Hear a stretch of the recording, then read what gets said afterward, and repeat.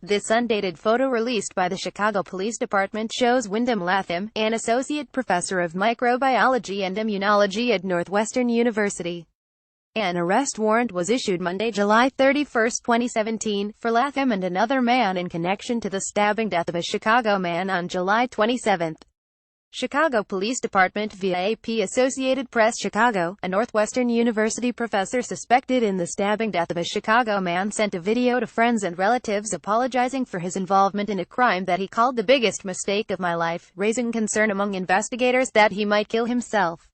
"We are trying to keep this from becoming more tragic than it already is," Chicago Police Department spokesman Anthony Guglielmi said Friday. He asked that anyone who either is with Wyndham Latham or knows his location contact law enforcement immediately. Guglielmi said that the U.S. Marshals Service, which has joined the investigation, has interviewed several of the people who received the video from Latham, an associate microbiology professor at Northwestern. Guglielmi declined to discuss details of the video or release it because he said it could be used in future interrogation efforts. The video is the latest twist in the bizarre slaying of Trenton James Cornell Duranlo, 26, whose body was found stabbed several times inside Latham's Chicago apartment on July 27. First-degree murder warrants have been issued for Latham, 42, and Andrew Warren, a 56-year-old University of Oxford employee in England, who was seen on surveillance video leaving the high-rise building with Latham on the day of the slaying. Earlier on Friday, police disclosed that on the day of the slaying, but before the body was discovered, Latham and Warren drove about 80 miles 128 kilometers northwest to Lake Geneva, Wisconsin, where one of them made a $1,000 cash donation to the public library there in Cornell Duranlo's name. Lake Geneva police said the man making the donation did not give his name. Police said there is no surveillance video of the encounter at the library and were at a loss to explain the donation. "I've never seen where suspects in a homicide would make a donation in the victim's name," said LT. Edward Gritzner.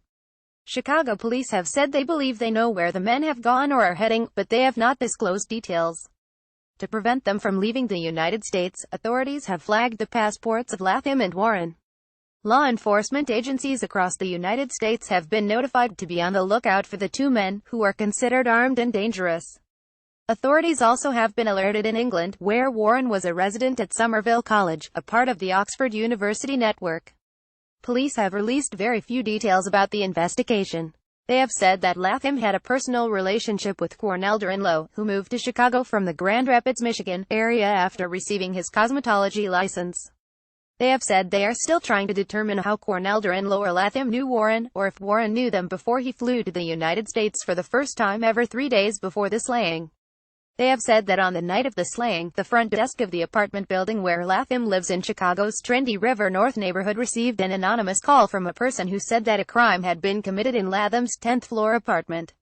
When police opened the door, they found Cornell Duranlo's body. He had been stabbed several times in an attack so brutal that police said the knife broke. Police also said that by the time they found the body on the night of July 27, Cornell Duranlo had been dead for 1,215 hours. Associated Press writer Carrie Endelfinger in Lake Geneva, WIS, contributed to this report. Copyright 2017 The Associated Press. All rights reserved. This material may not be published, broadcast, rewritten or redistributed.